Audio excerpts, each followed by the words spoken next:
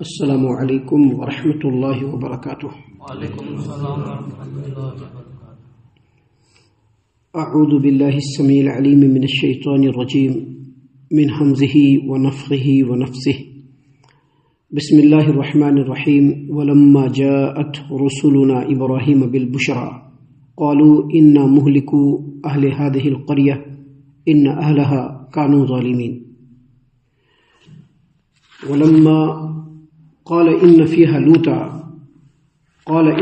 لوطا قالوا نحن أعلم بمن فيها لننجينه وأهله إلا امرأته كانت من الغابرين۔ اور جب ہمارے بھیجے ہوئے فرشتے ابراہیم کے پاس بشارت لے کر کے آئے، ولما جاءت رسلنا ابراہیم بالبشرى، اور جب ہمارے بھیجے ہوئے فرشتے بشارت لے کر ابراہیم کے پاس آئے، قالوا، تو وہ لوگ کہنے لگے کہ انا مہلکو اہل هذه القریہ، ہم اس بستی کے لوگوں کو ہلاک کرنے والے ہیں۔ ان اہلها کانوا ظالمین، کیونکہ اس کے باشندے ظالم ہیں۔ قال ان فیہا لوطا، ابراہیم نے کہا وہاں تو لوط بھی موجود ہے۔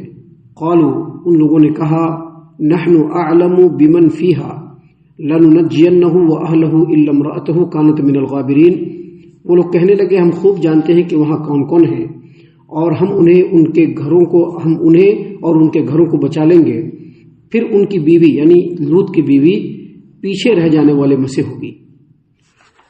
محترم سامعین اکرام، سورۃ العنکبوت سورہ نمبر 29 اور اسی سورت سے آیت نمبر 31 32 یعنی 31 اور 32، یہ دو آیات ابھی آپ کے سامنے تلاوت کی گئی۔ بفضل اللہ، بعون اللہ، بتوفیق اللہ، دونوں آیتوں کا ترجمہ بھی آپ تمام کی خدمت میں پیش کیا گیا۔ سامعین کرام، یہ جو دو آیات ہیں، ان دو آیات کا تعلق اس پچھلی آیتوں سے ہے، جیسا کہ آپ نے کنٹینیو سنا کہ اللہ تبارک و تعالیٰ نے سب سے پہلے سیدنا ابراہیم اور سیدنا لوط علیہ السلام دونوں کا ذکر خیر فرمایا، اور پھر اللہ تبارک و تعالیٰ نے سیدنا لوط علیہ السلام کے بارے میں بیان فرمایا، اور کل بتلایا تھا کہ سیدنا لوط علیہ السلام کو اللہ تبارک و تعالیٰ کے حکم سے سیدنا ابراہیم علیہ السلام نے شرق اردن کا جو ایک علاقہ ہے جس کو صدوم کہتے ہیں وہاں پہ بھیجا، اور وہاں جا کر کے وہ دعوت و تبلیغ کرنے لگے۔ وہیں انہوں نے بود و باش اختیار کیا اور اپنی قوم کے لوگوں کو سمجھایا، بہت زیادہ سمجھایا، ان کو ان کی برائی سے، ان کی بدکاریوں سے باز رکھنے کی کوشش کی، لیکن قوم کے لوگ جو ہے بالکل در پہ آزار ہو گئے۔ دو طرح سے ان لوگوں نے سیدنا لوط علیہ السلام کو ٹارگٹ کیا۔ پہلا یہ کہ کہا کہ اگر تم سچے ہو تو عذاب لا کر کے دکھلاؤ، اور دوسرا یہ ٹارگٹ کیا کہ تم لوط ہم لوگوں کو بدکار ثابت کرتے ہو، اور یہ کہتے ہو کہ گاؤں کے بستی کے پورے لوگ بدکار ہیں اور تم لوگ بڑے پاک باز ہو، تو پاک بازوں کو بدکاروں کے بیچ میں، برے لوگوں کے بیچ میں رہنے کی کیا ضرورت ہے؟ تم کو منع کر رہے ہیں پھر بھی سمجھا رہے ہو۔ اگر تم باز نہیں آؤ گے تو اے لوط، تمہارے ساتھ جتنے بھی تمہارے ماننے والے ہیں، ایمان والے ہیں، سب کو ہم بستی سے بھگا دیں گے، بستی سے نکال دیں گے۔ سامعین کرام، قوم لوط اور سیدنا لوط علیہ السلام کے درمیان کئی بار ڈسکشن ہوئی، کئی بار ان کو سمجھایا۔ ایک وقت گزرا، اور جب سیدنا لوط علیہ السلام کو یہ بات سمجھ میں آ گئی کہ قوم کے لوگ اب باز آنے والے نہیں ہیں، تو انہوں نے اللہ تبارک و تعالیٰ سے دعا کر دیا۔ قال رب انصرنی علی القوم المفسدین، اللہ تبارک و تعالیٰ جو فسادی قوم ہے ان کے مقابلے میں میری مدد فرمائے اللہ۔ تو اللہ تبارک و تعالیٰ نے نبی کی دعا کو قبول کر لیا، اور اللہ تبارک و تعالیٰ نے فرشتوں کو بھیجا، ایک فرشتے کو نہیں، فرشتوں کو بھیجا اللہ تبارک و تعالیٰ نے۔ ایک بات ہمیشہ یاد رکھیے، اللہ تبارک و تعالیٰ جب کسی کے اوپر عذاب مسلط کرتا ہے تو ان کے سوچ کے حساب سے ہی، جیسے ان کی سوچ ہوتی ہے ویسے ہی اللہ تبارک و تعالیٰ ان کے اوپر عذاب مسلط کرتا ہے۔ بالکل اسی طرح سے یہاں پر اللہ تبارک و تعالیٰ نے قوم لوط کو تباہ و برباد کرنے کے لیے فرشتوں کو بالکل نوجوان لڑکوں کی شکل میں بھیجا، لیکن یہ فرشتے سیدنا لوط علیہ السلام اور ان کی قوم کے پاس جانے سے پہلے ابراہیم علیہ السلام کے پاس گئے۔ کیوں گئے؟ کیونکہ ابراہیم علیہ السلام اپنے گاؤں، اپنے بستی، اپنے وطن کو چھوڑ دیا، اللہ تبارک و تعالیٰ کے لیے ہر طرح کی قربانیوں کو دینے سے دریغ نہیں کیا، تو اللہ تبارک و تعالیٰ نے سب سے پہلے فرشتوں کو ابراہیم علیہ السلام کے پاس بھیجا تاکہ ان کو اولاد کی خوشخبری دے۔ اللہ تبارک و تعالیٰ نے فرمایا وَلَمَّا جَاءَتْ رُسُولُنَا ابراہیم بالبشرا، اور جب ہمارے بھیجے ہوئے فرشتے ابراہیم کے پاس خوشخبری لے کر کے آئے۔ خوشخبری کیا ہے؟ خوشخبری یہ ہے کہ آپ کو اور آپ کی بیوی کو اللہ اولاد عطا کرنے والا ہے۔ حالانکہ ابراہیم علیہ السلام بالکل بوڑھے ہو چکے ہیں، بیوی بھی بالکل بوڑھی ہو چکی ہے۔ اللہ تبارک و تعالیٰ نے فرمایا کہ وَلَمَّا جَاءَتْ رُسُولُنَا ابراہیم بالبشرا، اور جب ہمارے بھیجے ہوئے فرشتے اسحاق کی بشارت لے کر ابراہیم کے پاس آئے، فرشتے آئے، ابراہیم علیہ السلام گاؤں میں، بستی میں، اپنے گھر کے پاس ہیں، فرشتے آ رہے ہیں، انسان کی شکل میں آ رہے ہیں، تو ابراہیم علیہ السلام بڑے مہمان نواز، کوئی بھی اجنبی، کوئی بھی مسافر جب ادھر سے گزرتا فوراً ان کو اپنے گھر میں بٹھاتے تھے۔ سلف صالحین کا ایک زمانے سے یہی شیوہ رہا ہے۔ جس مدرسے میں پڑھا ہوں، دارالعلوم احمدیہ سلفیہ دربھنگا، اس طرح کے دوسرے کئی مدرسوں کے بانی مبانی عبدالعزیز محدث رحیم آبادی رحمۃ اللہ علیہ، جو بہت بڑے عالم دین اس انڈیا میں گزرے ہیں، ان کے تعلق سے ان کے جیونی کے اندر آتا ہے، ان کی ہسٹری کے اندر آتا ہے، ان کی سیرت کی کتابوں کے اندر آتا ہے، لوگوں نے لکھا ہے کہ اسٹیشن سے اترنے والے جتنے بھی اجنبی جن کو ضرورت ہوتی ان کو اپنے گھر لے کر کے آتے تھے اور ہر روز لا کر کے کھانا کھلاتے تھے۔ ایک دن بھی ایسا نہیں ہے کہ وہ اجنبیوں کو، مسافروں کو کھانا نہیں کھلاتے تھے، اور یہ سلف صالحین کا شیوہ رہا ہے۔ یہ بات اس لیے بتلائی جا رہی ہے کہ اس طرح کا جذبہ ہم لوگوں کے اندر بھی پیدا ہونا چاہیے، صرف اپنے سے مطلب نہیں رکھنا چاہیے، یا صرف اپنے جاننے والوں سے مطلب نہیں رکھنا چاہیے۔ جب اللہ تبارک و تعالیٰ نے ہم لوگوں کو ملت ابراہیمی کی پیروی کرنے کا حکم دیا ہے تو ہمارے اندر یہ جذبہ ہونا چاہیے، کیونکہ ابراہیم علیہ السلام کا بھی یہی شیوہ تھا، اور ابراہیم علیہ السلام کے نقش قدم پر چلنے والے ہمارے سلف صالحین کا بھی یہی شیوہ تھا کہ وہ مسافروں کو، اجنبیوں کو کھانا کھلایا کرتے تھے۔ اللہ کے رسول صلی اللہ علیہ وسلم کی حدیث آپ نے سنی ہوگی کہ اللہ کے رسول صلی اللہ علیہ وسلم نے ایمان والوں کو مخاطب کیا۔ جب مدینے کے اندر آئے تو سیدنا عبداللہ بن سلام رضی اللہ عنہ وہ کہتے ہیں کہ سب سے پہلے ہم نے نبی کریم صلی اللہ علیہ وسلم کی زبان مبارک سے جو بات سنی وہ یہ کہ اے لوگوں، افشوا السلام، سلام کو آپس میں عام کرو، اور وصلوا الارحام، رشتہ داریوں کو ملاؤ، وتطعموا الطعام، اور لوگوں کو کھانا کھلاؤ، لوگوں کو کھانا کھلاؤ، کیونکہ ہمارے اور آپ کے پاس جو ہے وہ ہمارا اور آپ کا نہیں، ہم لوگ سمجھتے ہیں کہ ہمارا ہے، ہم کما کر کے ڈھیر لگا لیے، ہمارا ہم یہ سمجھتے نہیں، اس میں اللہ تبارک و تعالیٰ نے سبھی کا حق رکھا ہے۔ تو نبی کریم صلی اللہ علیہ وسلم نے فرمایا کہ سلام کو عام کرو، رات کو نماز پڑھو، لوگوں کو کھانا کھلاؤ، تو کیا کرو گے؟ جنت میں داخل ہو جاؤ گے۔ گویا لوگوں کو کھانا کھلانے یا جنت میں داخل ہونے کا بہت ہی اہم ترین ذریعہ ہے یہ۔ تو سیدنا ابراہیم علیہ السلام بھی بڑے ہی مہمان نواز، جیسے دیکھا کہ مسافر چلے آ رہے ہیں فوراً اپنے گھر میں بٹھا لیا، ان کو بٹھایا، فوراً چلے گئے اور بکرے کو بھون کر کے لے آئے۔ اب یہ تو فرشتے ہیں، یہ تو کھائیں گے نہیں، دیکھ رہے ہیں فرشتے، ہاتھ نہیں بڑھ رہا ہے، ڈر لگ گیا ان کو، کیا بات ہے؟ کہا کہ کھائیے نا بھائی، کیوں نہیں کھا رہے ہیں آپ لوگ؟ تو کہا کہ ہم لوگ فرشتے ہیں، ہم لوگ نہیں کھا سکتے ہیں۔ فرشتوں نے کہا کہ ہم لوگ فرشتے، ہم لوگ نہیں کھا سکتے ہیں۔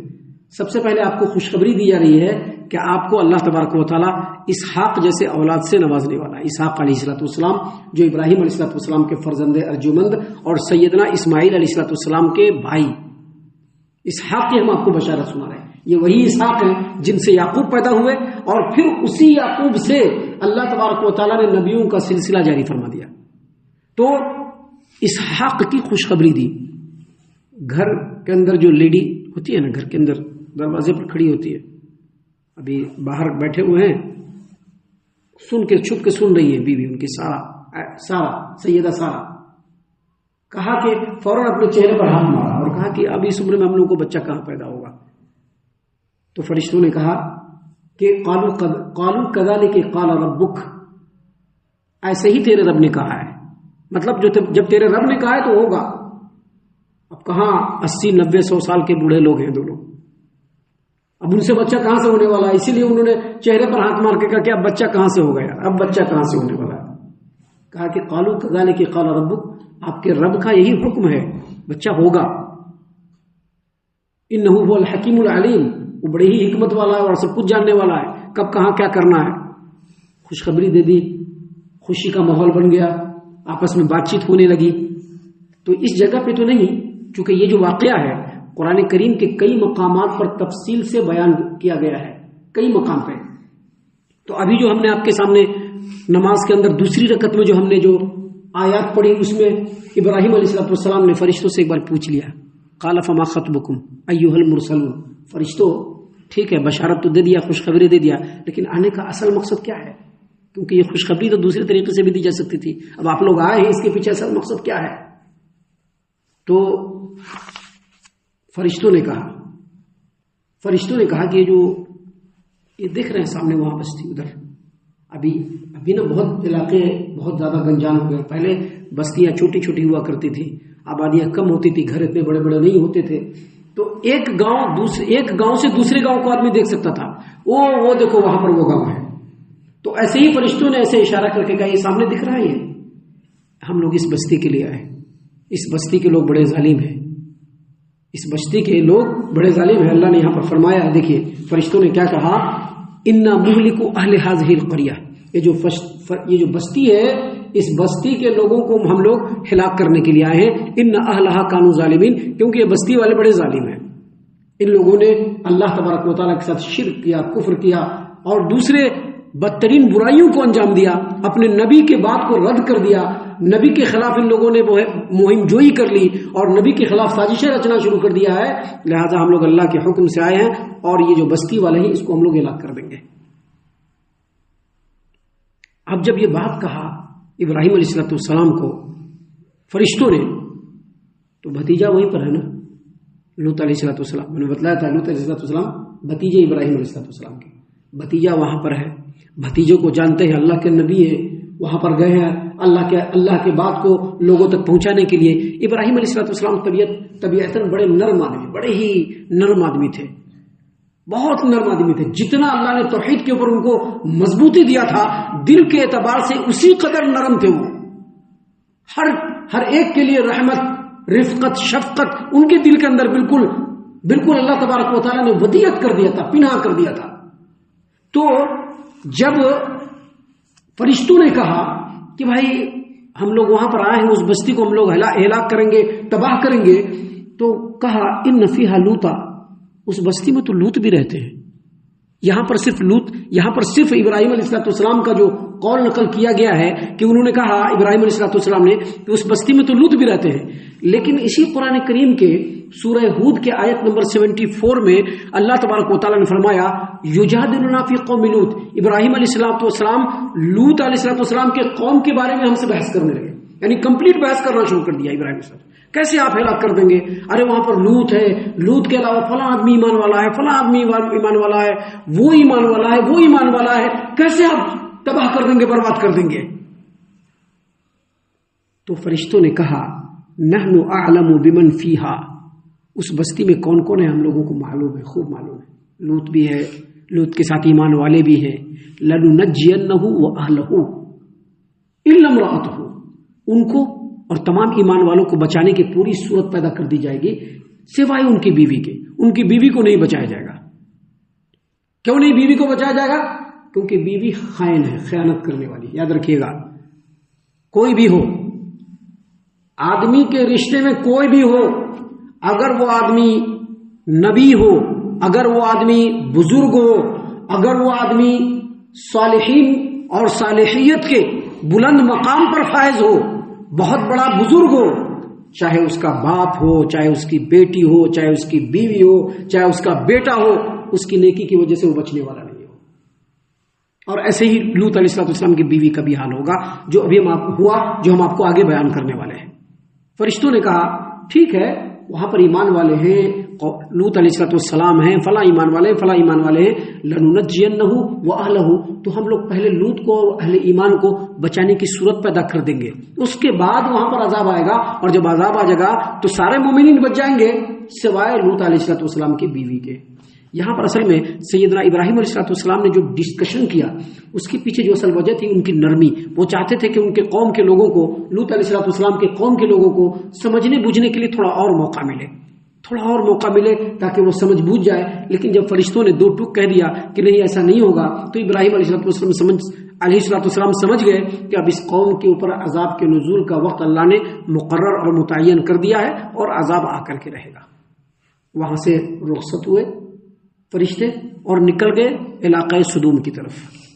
آگے کیا ہوتا ہے اس کو انشاءاللہ ہم کل آپ کے سامنے بیان کریں گے۔ ہم اللہ سے دعا کرتے ہیں کہ اللہ تعالی ہم تمام کو ان باتوں کے اوپر خوب غور و فکر اور تدبر کرنے کے ساتھ ساتھ اللہ تعالی ہم تمام کو اللہ اور اس کے رسول کی اطاعت و فرما برداری کرنے والا بنائے، صحابہ کرام رضی اللہ عنہم کے طریقے پر چلنے والا بنائے، جنت الفردوس میں جگہ عطا فرمائے۔ اے اللہ ہم تمام کو جہنم سے پناہ دے، اے رب العالمین ہم تمام کو جہنم سے پناہ دے، اے مالک الملک ہم تمام کو جہنم سے پناہ دے، آمین یا رب العالمین، وما علینا الا البلاغ المبین۔ تبارك الذي نزل الفرقان على عبده ليكون للعالمين نذيرا